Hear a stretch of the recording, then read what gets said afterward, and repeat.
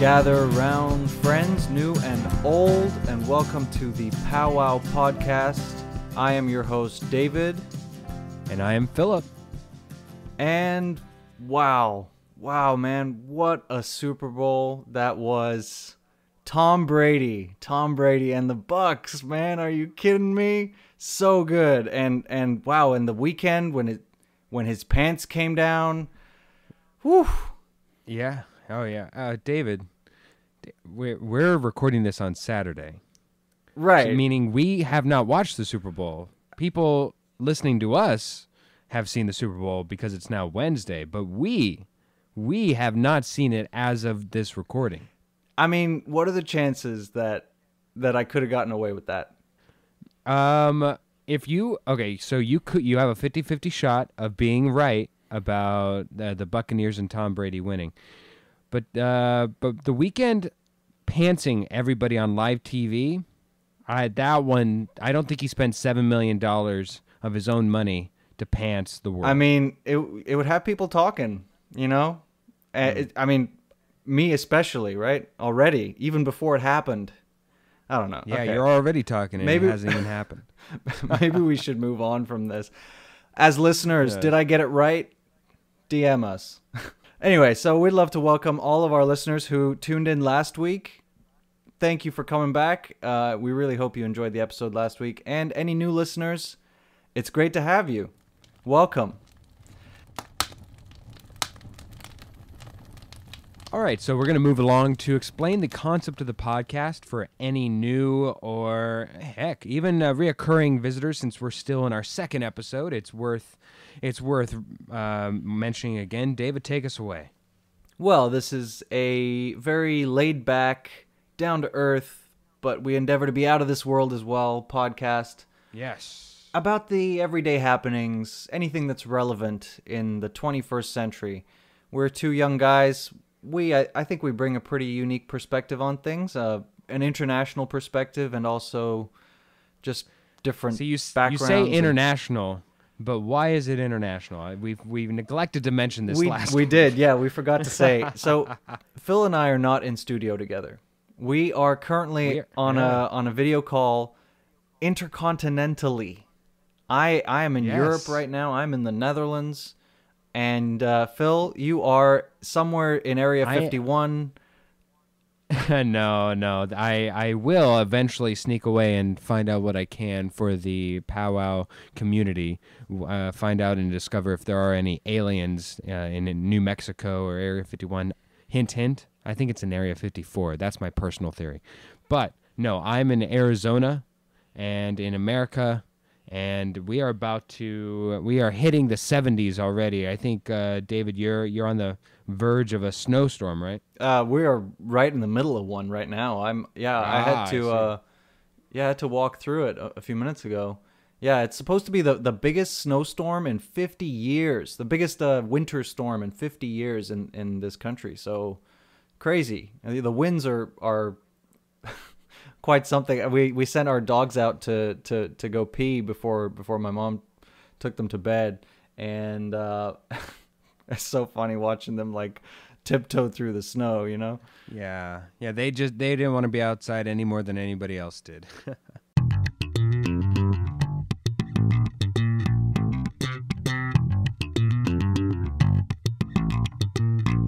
All right, that bass, it always slaps. Woo. Yeah, there's Jake Corline coming at you. He slaps harder than anyone else. So this is That Slaps. We want to bring you guys a little bit of music or any other kind of media every week, something that we've been jamming to. Phil, do you want to take it first?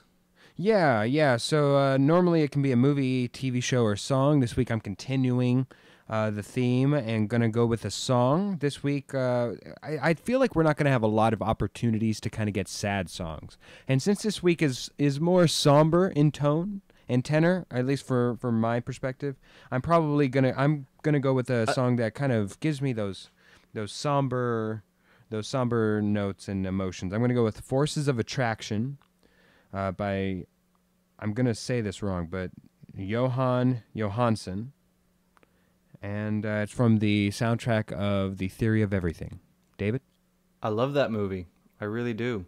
I mean, this week, yeah, you're right. We're definitely striking a more somber tone. Unless you're from Tampa Bay, who, David, David, we don't know. we don't know really that. don't. You We can't really tell have the people no that. idea. So yeah, I've been on a Bad Sons, they're a band, if you don't know them, a Bad Sons trip for the entire pandemic.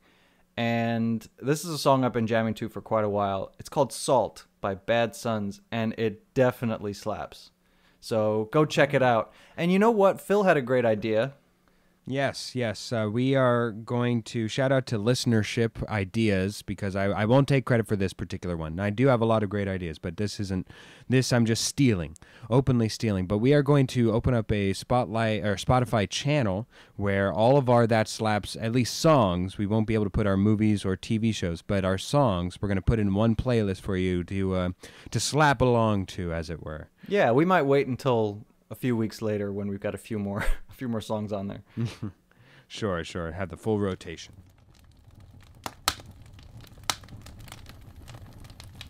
So this is our first big discussion, and we're finally out of sports.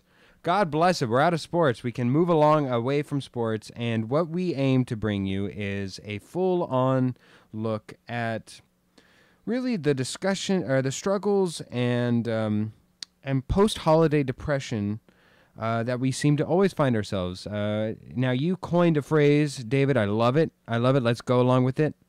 It's the January blues. I cannot take credit for that, though. I'm pretty sure that's a well-known thing. Phil, maybe it's not a thing in America, but the January blues. It's like that period after Christmas and after New Year's where things really sort of there's just nothing going on anymore. It's January, unless you happen to have a birthday in January, which frankly both. In which case, this doesn't apply to you. Well, both my parents do, so we had plenty to celebrate here.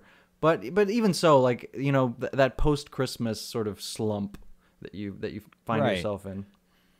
And I think it's worth mentioning that it feels much more profound this year, more so than a lot of years past, or at least in my experience, because when we go and look in previous years, even in those New Year, there's a lot of excitement for me, at least. There's maybe there's New Year's resolutions. Maybe there's New Year's goals. Maybe you're trying to lose a few extra holiday pounds because you feel guilty about everything that happened, or you realize that you didn't have all that interaction with a lot of people because you were too busy with obligations in the holidays, so you spend more time with other people. This year, because of the pandemic, David, correct me if I'm wrong, but it's felt much more isolated, much more absolutely depressing than ever before. It really compounds upon itself, these January blues that we talk about. Yeah, and 20 people always talking about 2020, how it was the worst year ever, and that's a fair assessment. However, if you look at 2021, at least in 2020 we got 2 months of normalcy, whereas 2021 has been 100% not normal.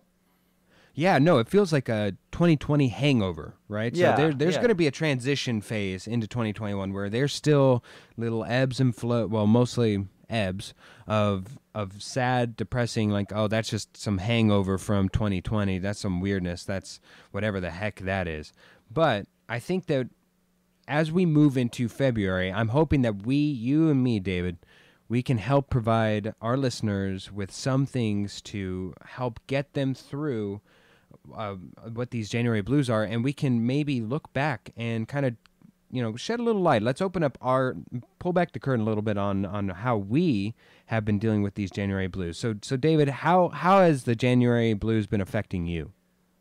Well, I guess it was hard, when I left the U.S. and I got back here, and I've been sort of waiting out the pandemic at home, and from like September through to December, we were planning for Christmas. Like we had so many discussions about our Christmas meals, and now that's all over. I guess the number one thing that I can advise to really keep yourself going is to find something. It doesn't matter how distant in the future, whether it's 3 months or whatever. Find something to look forward to.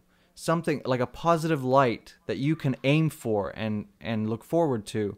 An event, maybe a an marker event, a of birthday, time. or if you happen to something that's coming up at work, or like anything, whatever. It's really hard to find specifics because Pinpoint what it could be everybody's for everybody. going to be different. Yeah. And the other key thing is, if you're locked in your house and like, you're staying home all the time because of the pandemic, exercise. Like I find that it gets me out of the house for one, and it keeps me active and keeps me motivated, and I can set goals for myself.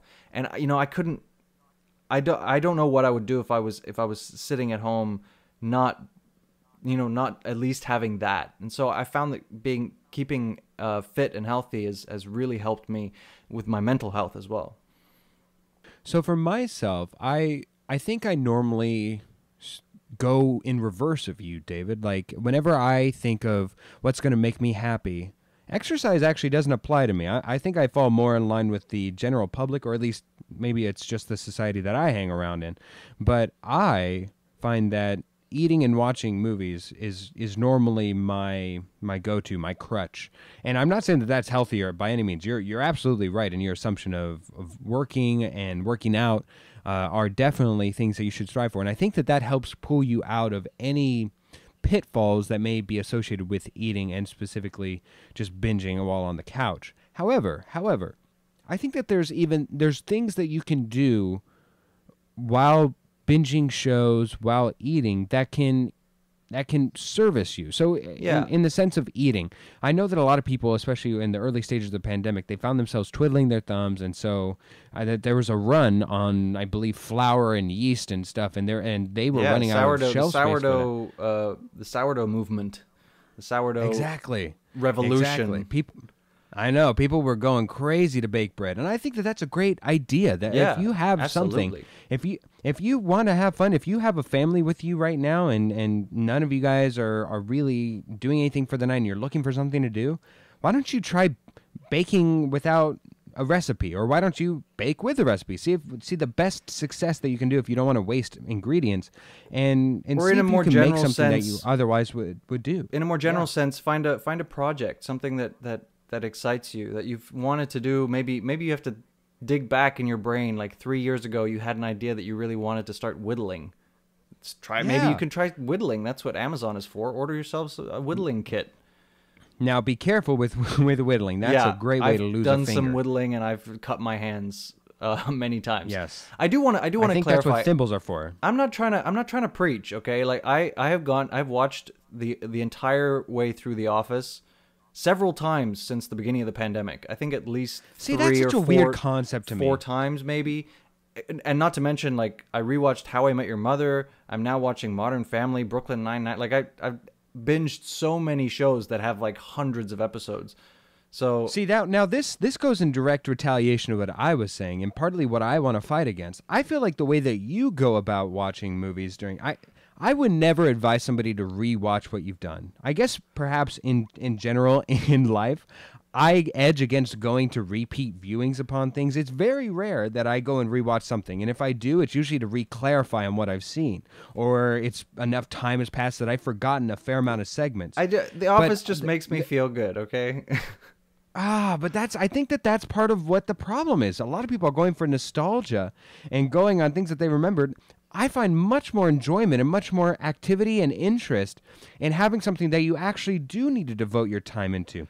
I think a lot of people had this boom of discovering what is this this TV series called Schitt's Creek, and that's why the numbers for Schitt's Creek went up and beyond, because they discovered something new that brought them even more joy. Well, not even more joy, but highlights and equal amounts of peaks and valleys as The Office did. And trust me, I love The Office. This is not to bang on The Office. It's the poster child of all things of rewatching, rebinging. I mean, The Office single-handedly brought at least like 20 million viewers to Peacock alone. It's kind of the only thing that brought viewers to Peacock.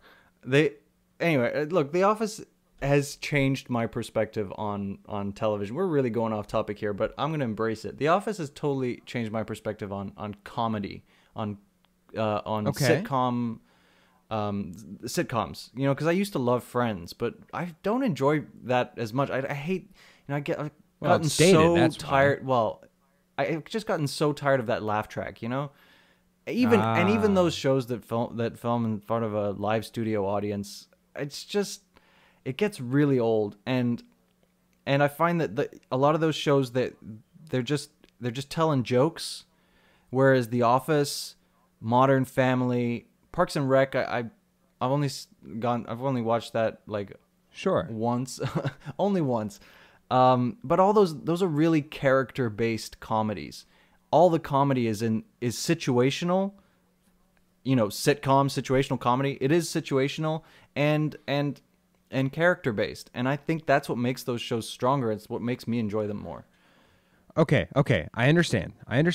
But here's my point. In relation to the topic at hand, I think what can help lead to that spiral, that feeling of I can't take it anymore, I can't take doing the same thing each and every day, is in fact doing the same thing every day. I think if you were to sit down, and when some people are saying they complain that they've seen everything in Netflix, I would argue no, it's not possible. Right. You Yeah, could no, not that's have seen true. everything.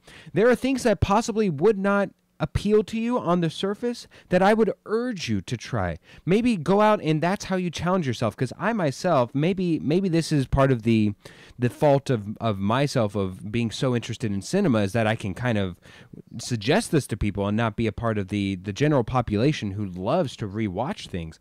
But for me and myself, I am constantly challenging myself cinematically to watch new and exciting things. I would watch, The White Tiger on film, which is not something that I necessarily would watch on my own, but because I want to watch stuff that has been rated as good content, or at least looks appealing to me on the trailer, or has a moment or a flash of something, and maybe it has great actors that I enjoy and respect.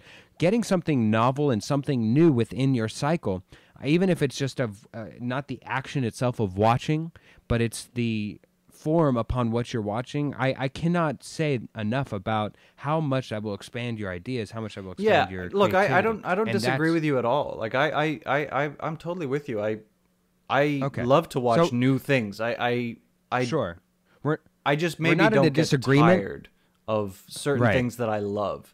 But like in the last couple days, I watched a old World War II movie with my dad called the We Were There or something? the Scarlet and the Black, because Oh, okay. Christopher Plummer recently passed away, which is Yes, very Christopher unfortunate. Plummer, And that's yeah. Hail one of fellow well his. met. Yeah, my dad was talking about that movie over dinner, and so we watched it together. And then One Night in Miami, nominated for a couple Golden Sure. Globes, as well as On the Rocks, which Bill Murray was nominated as a supporting actor for a Golden Globe. So those were On the Rocks was Bill Murray was great. The movie itself, not bad at all, but not amazing. So I Anyway. think we're not necessarily at a disagreement, David. No, we're It's not. more It's so just a we're attacking the same subject in a different method, in a different way. And while yours may be much more, I'd say it's weird because I'd say that yours is more formulaic of like workout, watch something fun and what have you, or go to work. Mine. Obviously, I would include those. Those are fun, and I myself do a few push-ups here and there. But it's one of the things that I've been introduced to since the pandemic is working out. Yeah. I would say that if you find yourself more aligned towards being a homebody, kind of like myself, I'm more so a homebody anyways. If you find yourself more in that venue, I would say challenge yourself within the molds that you've already put yourself in. If you like to play games, maybe go and discover a new game that you're playing online. If you are watching a television show, hey, maybe go out and check another show. I mean, that's a lot of people naturally progress from The Office to Parks and Rec, and there's a reason why. And see if it enthralls you. Maybe you watch it all and you hate it, and that's a time that you really hate it. But you know what? You know what you have at the end of that series? You have something that you can talk about and conversationalize for all of time, and that, my friend, that to you is immeasurable. Okay. Yeah. I mean, look, I just think it can be dangerous to let yourself stew mentally And I find that exercise Sure. is the best way for me to get out of that, you know. And if you can set a goal for yourself, I'm not normally a goal setting kind of person, but exercise wise, it's, you know, that's helped me big time. All right, we're up against the clock here, but I do feel it important, David, that we at least note some other activities other than just generalities, some things that we can recommend or advise to people who find themselves in a rut, whether it be creatively, whether it be just in life. Here are some things that you can do to help get through the January blues and avoid the February twos, because that's what I think what we're going to be labeling this one. My first one is if you're feeling a creative rut, make masks. And if it's not for you, and whether or not it's just actually the physical thing of making them, maybe improve upon the ones that you have. Bedazzle them, you know? Put a sticker on them. Maybe involve the kids and do stuff. This is an opportunity that people will not have for another generation, hopefully. Hopefully. So while we have masks, it's the new apparel. It's the new thing. Have fun with it. David.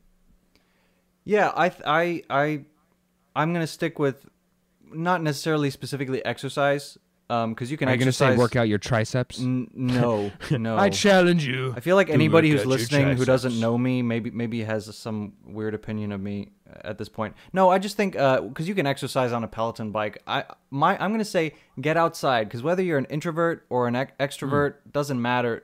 Being good. outdoors, you know, try not to get too close to strangers. There is still a pandemic going on, but get outside Right. and or if you're listening to this in the future, then go kiss a stranger. I don't know. No, get outside and be in nature. We don't. Well, okay. Make sure it's a consensual kiss. Yes, absolutely. Yeah. Not just running up to the nearest Rob, Bob, or Larry and just saying, here's let's plant one on you there, Smuckaroo. Even if you're not in a sunshiny place, which I am not currently, it can still help to get out. Yeah, go see if you can find a view. My last one, invest in yourself. Somehow, some way, invest in yourself. Doesn't always have to be monetarily, but I would say monetarily, at least for people in our age range. I find that people invest in a lot of things that aren't themselves, whether it be just going out to the bar or going out and enjoying in these limited one-time offs and getting a game or something. You know what? Invest in yourself in the sense of either make sure that if you're going to spend a day on yourself, spend a day, you know, go in a time that's not a pandemic, go and get a massage. Maybe it's add something to your wardrobe that is for business. Or I know for myself during this pandemic, I invested in a better podcasting equipment because you know what? I saw a need. I thought to myself, this is no better time than right now to invest in myself. Invest in yourself. Follow suit and make sure that your future is bright because you made sure so. Is it crazy that I was going to say pretty much the same thing? Yeah, like there's find ways to invest in your future pretty much. You know, like there's loads of like really cheap online courses. I'm not talking about university courses, but just like online. Oh yeah, that's good. Yeah, like online stuff. I'm Masterclass. Buy a freaking masterclass right whether now. Whether it be how to edit films, that's something that I'm teaching myself at the moment, or if you want to get into like business or entrepreneurship, stock trading, cryptocurrencies, any of that, like Sure. if you were Learn intrigued something. by the whole GameStop thing, yeah, maybe take the opportunity to teach yourself about stocks.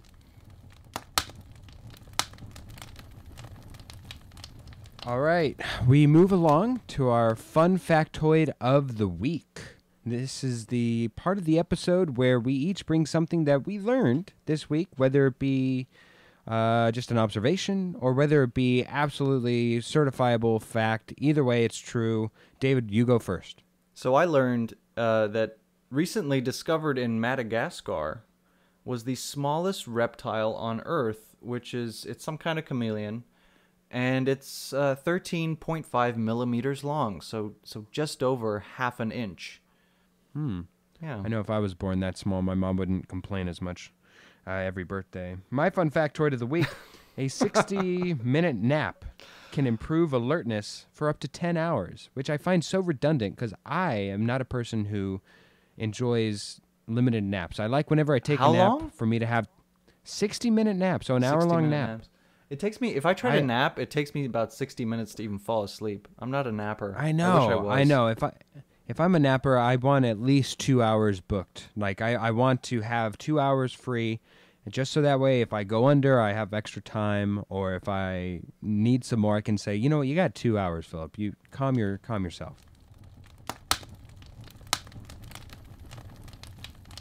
All right, this is Once More. This is the part of the show where we sort of take a little gander to the side, a little bit of an afterthought, Sidestep? if you will. Yeah, Yes. an afterthought to our main discussion topic. And this week we're going to be talking about the weather and how that affects our moods and how we're feeling. Because as it turns out right now, David, you're in the middle of, you told me off camera and pre-production meeting. I think we might have mentioned it. Yeah, we're in a snowstorm right now here in the Netherlands. It's apparently the worst the worst winter storm in 50 years, or it's expected to be that. And the winds are gusting, and it's pretty torrential outside. And I'm delighted. I'm actually thrilled because it's been weeks and months even of just dreary 5 degrees Celsius, so like just about 40 Fahrenheit of just rain and like overcast and depression, and that's just the worst. Whereas once it snows and the skies clear up and it gets like really cold, but the skies clear up and you get that sunshine and that pristine white powder. That's my favorite part of winter. Well, skiing, but for that you need snow as well.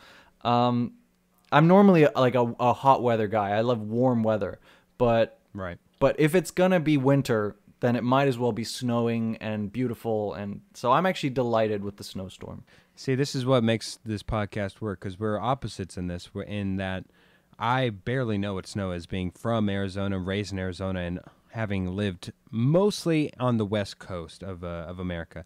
So I find that rain and overcast actually does me and my aura good. Like my mind just jumps up whenever I have rain. Now, whenever it's just miserable, pouring down torrential rain that nobody likes, and maybe it hurts or it's sideways rain. I think there's a Forrest Gump skit within there where it's just there was rain upwards, downwards, sideways, whatever. I get it. If it's starting to hurt, or you're drowning or cars are flooding, that's not ideal. But just a nice little overcast, just a nice what was that in the back of my neck? That is delightful. I love looking out and watching the rain pour. I can at least understand that. When I moved to LA, I people were like, "Oh, I love it when it rains," and I'm like, "Well, I didn't move to LA for the rain, especially after like spending most of my life in Northern Europe. But eventually you get used to liking the rain. Living in LA for 3 years, when it rained, you're like, oh, whew, like a little bit of a respite from the constant like heat, sunshine. Although it does get cold in the winters, coldish. But even so, like I still gravitate towards warmer weather. Like that's just, I was born on the coast in South Africa. Hot weather is at my very core.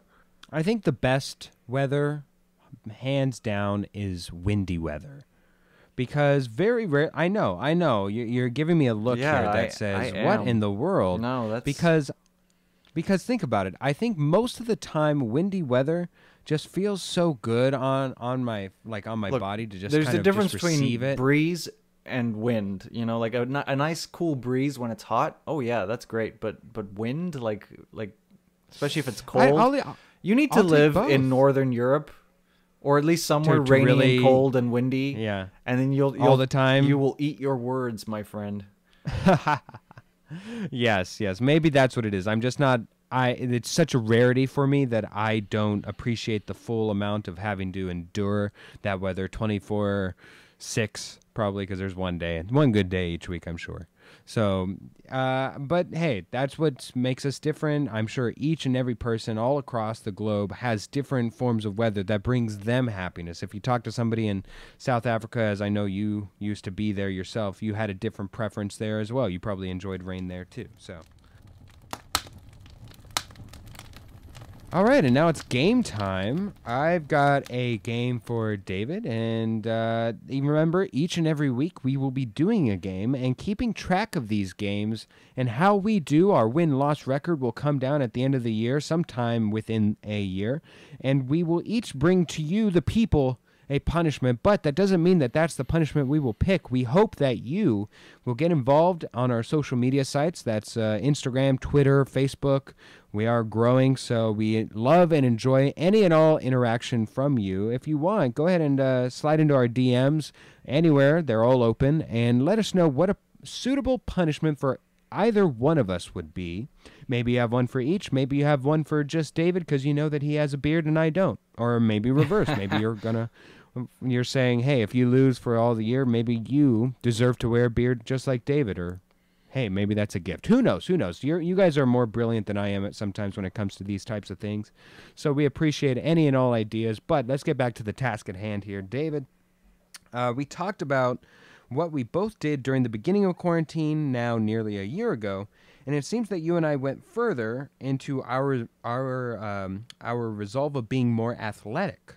So I have a game. I'm going to list 5 activities, and I want you to tell me the amount of suggested reps or time or what have you a person should perform of this specific exercise. I will give you a little leeway with each answer, but are you ready? Wow, okay, yeah, I'm ready, I guess. I guess you're very According to enthused, whom? man. According to what I found on the internet, David. Okay, well, great. It's not up to me. It's not up to you. It's what I can find on the internet. Here we go. Okay. How many push-ups? And the first one, you get a leeway of 5 reps. How many push-ups should one in our age bracket do a day to maintain a healthy lifestyle? So I could aim high to make myself sound more macho, or I don't know. So for instance, if you were to list 5 push-ups, you would get from 0 to 10 push-ups as a scope, just so you know. I got you. Just for yourself and the I'm going to listener. go with, I'm just going to aim a little bit sort of medium and, I don't know, 40? And you are wrong. It's around 100, David. Oh, 100. Wow. Not all in one. You get a couple sets to do, but 100. Yeah. All right. Second, you get a wiggle room of 2 minutes. How many minutes of jogging is enough for a healthy person per day? 20.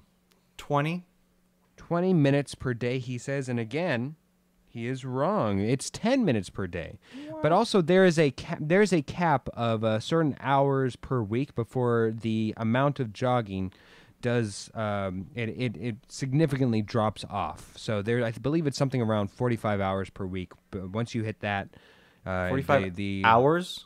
Yeah. So once you hit 45 hours, if you're like marathon running, after you hit a certain amount per week, the effect of running drops off significantly. Anyways, that's in reverse. Third, you get a leeway of 3 minutes, David. How many minutes a day is recommended of swimming for a person to maintain a healthy lifestyle? A day. Swimming. Something that won't be applicable to you for a couple months with your weather months. I'm going to say 15. 15. You are wrong again.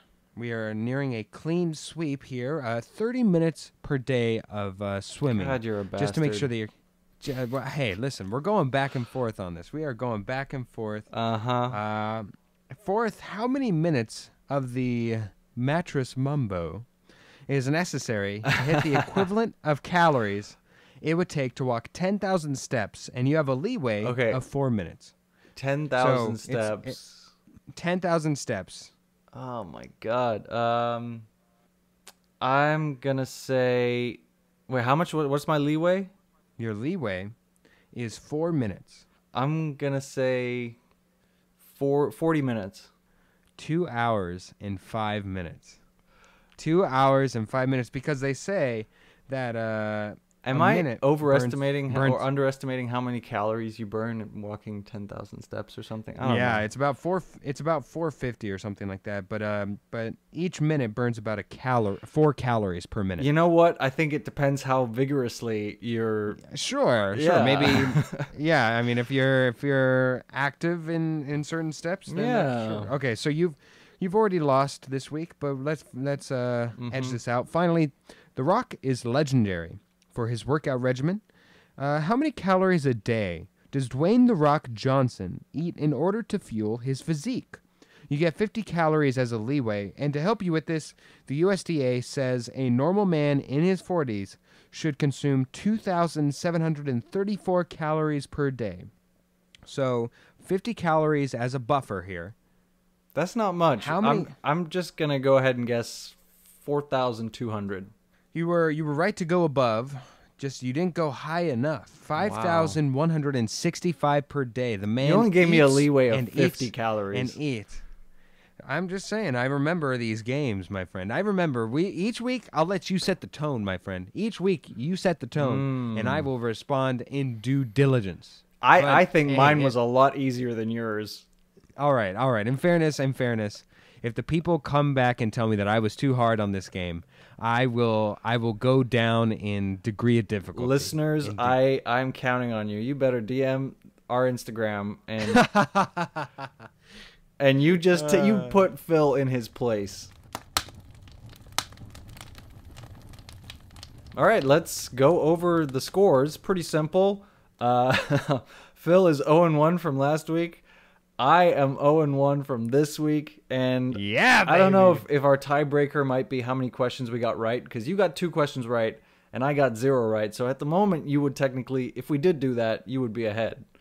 Yes, we'll have to find out a tiebreaker. I'll think of something fun for a tiebreaker, because at some point I will start writing games just for game's sake, just for the entertainment sake, more so than to win or lose. I just wanted to make sure that we were starting off on even ground, embarking upon this adventure for podcasting at the same footing, David. I don't want the entertainment. I don't want the back and forth. I just want the exact same footing. I want it on equal footing. That's my personal goal. All right, we would like to end the episode on a couple of thank yous. Thank you to Cass and Crossland for their help for the beautiful intro and outro that you have heard entering and leaving this episode. We thank them so very much. And thanks to my good buddy Jake Corlang, who provided that bass line you heard, the man who slaps like no one else. He slaps and like nobody is watching. That's his motto and his signature that he puts on his business calling card. We would also like to put out a special shout out to Tara Armstutz. She is the designer for our podcast image and has done a beautiful job on that, and we use it everywhere and anywhere.